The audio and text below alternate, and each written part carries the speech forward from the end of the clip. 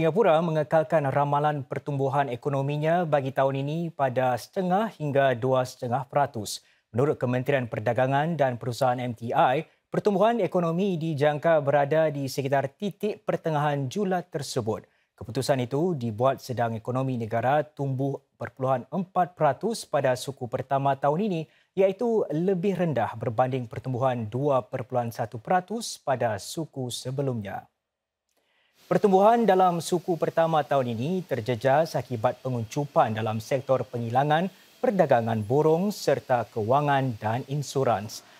Dalam perbandingan suku tahunan pula, ekonomi Singapura susut 0.4% dalam suku pertama menyusuli pertumbuhan 0.1% pada suku sebelumnya. Sugupun demikian, MTI tidak meramalkan Singapura akan mengalami kemelisitan teknikal tahun ini. MTI menyatakan prospek sektor berkaitan penerbangan dan pelancongan tempatan kekal positif. Ini disebabkan oleh pemulihan berterusan dalam perjalanan udara antarabangsa dan kedatangan pelancong ke negara ini. Unjuran bagi sektor penghilangan dan berkaitan perdagangan bagaimanapun semakin melemah. Dalam masa yang sama, risiko buruk dalam ekonomi global juga kian meningkat. Ini termasuk tekanan sektor perbankan yang meningkatkan risiko langkah mengetatkan keadaan kewangan global yang lebih mendadak daripada yang dijangkakan. Selain itu, perang Ukraine yang kian memuncak dan tekanan geopolitik antara kuasa besar global juga bermakna risiko masih wujud. Mengenai pasaran buruh pula, Penolong Setiausaha Agung Kongres Kesatuan Sekerja Kebangsaan NTUC, Patrick Tay menggesa syarikat-syarikat tempatan supaya jangan memberhentikan pekerja demi mengurangkan kos. Sebaliknya, syarikat-syarikat digesa supaya mengurangkan kos demi melindungi pekerjaan. Encik Tay juga menasihati syarikat-syarikat agar memanfaatkan program-program dan sokongan pembiayaan sedia ada. Dalam catatannya di Facebook, Encik Tay juga berkata pasaran buruh mungkin melemah akibat kesan kitaran daripada cabaran-cabaran sejagat. Beliau memberi amaran bahawa langkah memberhentikan pekerja mungkin berterusan sehingga separuh kedua tahun ini.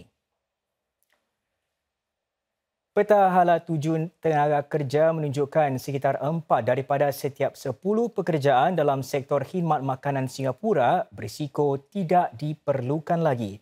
Maka itu, para pekerja seperti pelayan dan tukang masak harus menjalani latihan semula atau pekerjaan mereka perlu direka semula.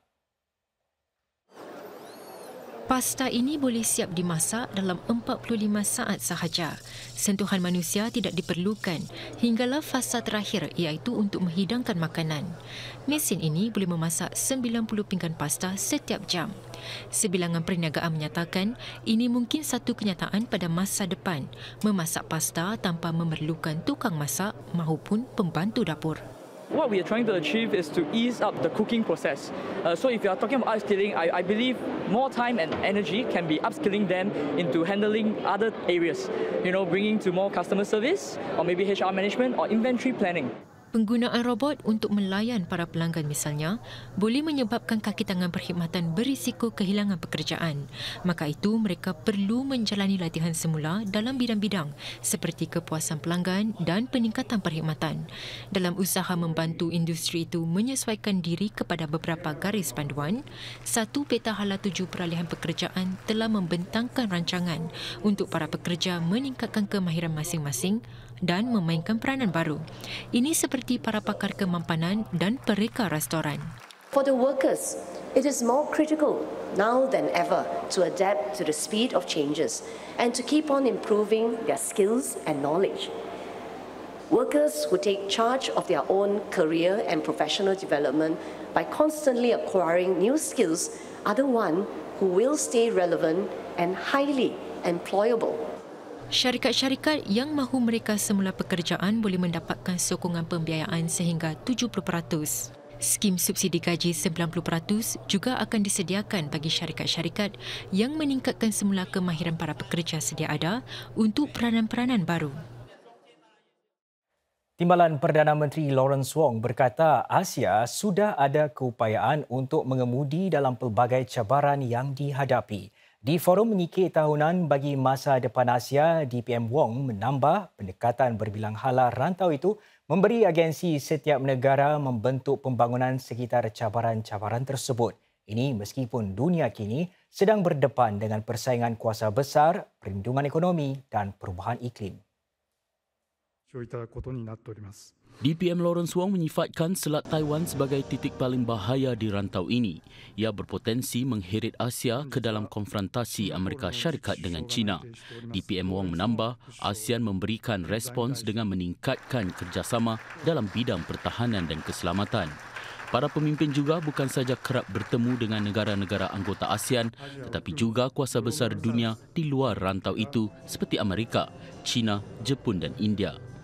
We engage with all the major powers and we avoid exclusive commitments with any single party. During the Cold War, many developing countries maintained their neutrality as part of a non-aligned movement. ASEAN's approach today is not so much passive non-alignment, but more about active multi-engagement. We work to bring all the key players together, strive to find common ground and advance cooperation to promote regional peace and stability. ASEAN juga sedang mengambil langkah serupa dalam bidang ekonomi. Ini sedang globalisasi sejak 3 dekad lalu mengancam untuk memberi laluan kepada ekonomi sejagat yang lebih berpecah belah. DPM Wong memberi amaran blok serantau yang bersaing akan menyukarkan lagi negara-negara membangun Asia untuk duduk semeja dengan negara-negara maju. Bagi mencegahnya, ASEAN aktif mendampingi rakan-rakan lama seperti Amerika dan Kesatuan Eropah. Ia juga sedang menjalin hubungan baru di rantau-rantau seperti Afrika, Timur Tengah dan Amerika Latin. DPM Wong menambah, Jepun juga ada kepentingan sebagai pemimpin teknologi mesra alam. Jepun boleh memainkan peranan penting dalam memudahkan pendanaan kemampanan serta projek-projek di Asia Tenggara. Siang tadi, DPM Wong melawat syarikat-syarikat Jepun yang terlibat dalam rangkaian bekalan hidrogen. DPM Wong juga mengalu-alukan hasrat Jepun untuk lebih bekerjasama dalam bidang keselamatan serantau. Ini adalah lawatan rasmi pertama DPM Wong ke Jepun. Esok, beliau dijangka bertemu dengan para pemimpin politik Jepun termasuk Perdana Menteri Fumio Kishida untuk mengukuhkan lagi hubungan dua hala. Dalam pada itu, DPM Wong berkata bila peralihan pucuk pimpinan negara masih belum diputuskan. Ditanya dalam satu sesi soal-jawab berhubung bila beliau akan menjadi Perdana Menteri Singapura, DPM Wong menarik perhatian terdapat keutamaan bertentangan di dalam mahupun luar negara. Pilihan Raya Umum Singapura juga mesti diadakan menjelang 2025. It's just a matter of time. If it happens before the elections, then I will lead the team into the elections and I will ask for a mandate from Singaporeans for me and my team. If it happens after the elections, then it's quite clear the Prime Minister remains as the leader. But I will still play a key role in the campaign and we will make very clear to voters what the succession plan is after the elections, assuming, of course, that the PAP wins the confidence and the mandate of Singaporeans to govern. DPM Wong juga diminta pandangan beliau tentang nasib Singapura yang terus tidak disertakan dalam sidang puncak demokrasi anjuran Amerika Syarikat. Edisi kedua acara itu menyaksikan lebih 120 pemimpin berkumpul untuk membincangkan isu-isu demokrasi. DPM Wong menambah sistem pentadbiran negara bukan statik dan akan terus berubah, tetapi ini akan ditentukan rakyat Singapura sendiri.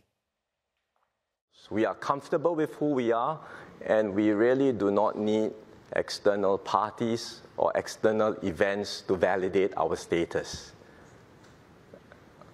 If you ask, does Singapore have the characteristics of other Western liberal democracies? The answer is not all. And in fact, we do not blindly copy what others do. We adapt and learn, and we apply and develop a model that is suitable for our own needs, our own circumstances. And that model has worked so far. Lebih 250 pegawai polis dan kaki tangan pelbagai agensi pemerintah beraksi dalam satu latihan mencegah pengganasan di stesen MRT Raffles Place dini hari semalam. Usaha sedemikian membantu pihak berkuasa membangunkan plan-plan kontingensi menangkis ancaman keselamatan.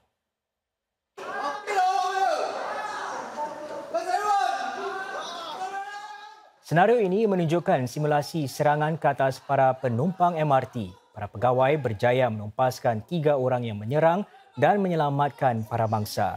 SMRT juga menggunakan alat kecerdasan buatan baru untuk mengesan sesuatu yang mencurigakan di pekarangan stesen ini.